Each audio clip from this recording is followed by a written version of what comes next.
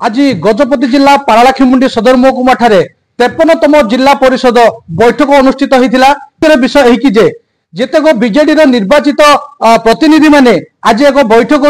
से माने उठिकी पलैथिबार दृश्य देखुलु। आज एक गुरुत्वपूर्ण बैठक थिला जोटा कि जिलार उन्नति पाए किंतु दुखर विषय है कि जो निर्वाचित प्रतिनिधि माने प्रथम थर पाए बोलिकी आज जो बैठक उठिकी पलैछंती से विषय ने आम सीधा सड़क आलोचना करबा जे कि आम सहित आज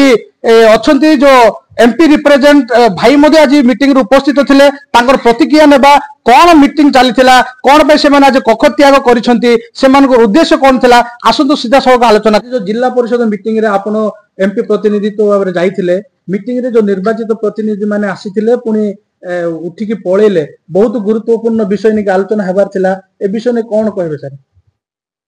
आज मु जिला रो एमपी प्रतिनिधि भाव मु जिला परिषद मीटिंग उपस्थित थिली। आमर गजपति जिला को केंद्र सरकार आकांक्षा जिला भाव घोषणा करुची। माननीय प्रधानमंत्री को हम बारंबार धन्यवाद जनाची कथा नहीं बहुत प्रकार अनुदान आम जिला पे आछि। मात्र आज रे बहुत दुखर विषय जो बीजेडी रो निर्वाचित प्रतिनिधि मान उपस्थित थिले से माने जो गजपति जिला को प्रकार उन्नति हबो आकांक्षा जिलाटा किमत और उन्नति करिया से क्षेत्र जो माने चिंता करना कि डिस्कशन चर्चा भी किए करना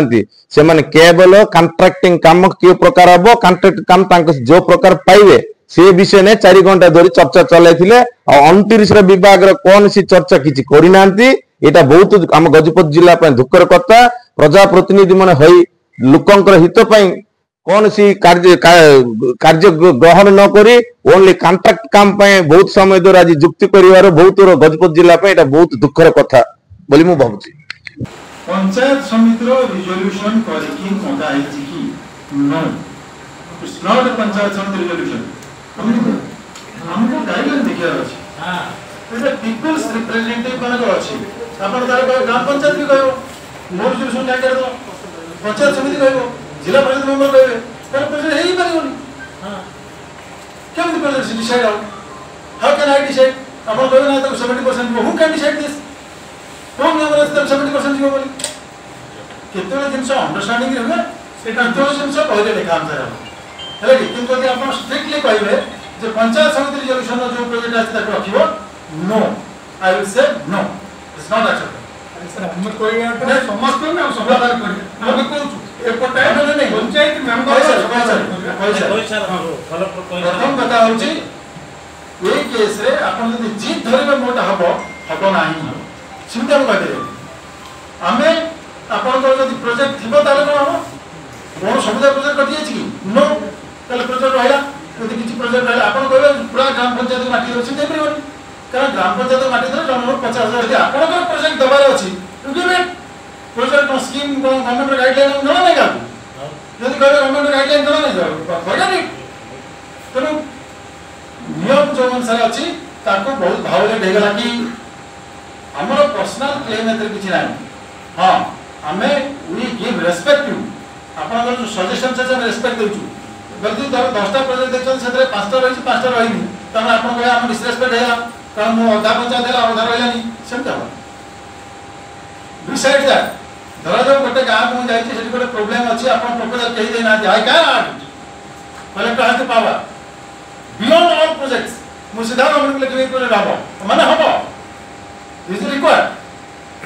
तेणु यार अर्थ न हम काम डिसरेस्पेक्ट देउछे नो जदि कथा होची हमें प्रपोजल देखिया दरकार देखंदु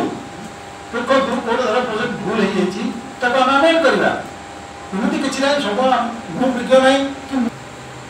पंचायत समिति रो गोटे स्पेसिफिक पावर अछि से पंचायत समिति सेटिंग पावर भीतर काम करी जिला परिषद रो गोटे विस्तृत पावर अछि जिला परिषद तार ऊपर लेवल काम करी ठीक अछि बाकी केतबे जगह रे कलेक्टर को क्षमता दिया है कलेक्टर तो पावर एक्सरसाइज करी तार अर्थ न जे धर जो प्रोजेक्ट है प्रोजेक्ट को मुन जानि हम प्रोजेक्ट कोन प्रोजेक्ट मुन जानि मु आपन मोबाइल निश्चित भाव में शुणुले आज जिला जो बैठक रखाई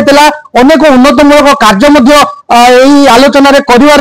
किंतु निज स्वार्थ पाए जो निर्वाचित प्रतिनिधि मान अच्छा से निज स्वार्थ पाए मीटिंग जोग न दे से उठी दृश्य देखा मिलता ଗଜପତି ଜିଲ୍ଲାରୁ ସୁମନ୍ତ ଘଣ୍ଟଙ୍କ ରିପୋର୍ଟ ଫୋକସ୍ ପ୍ଲସ୍।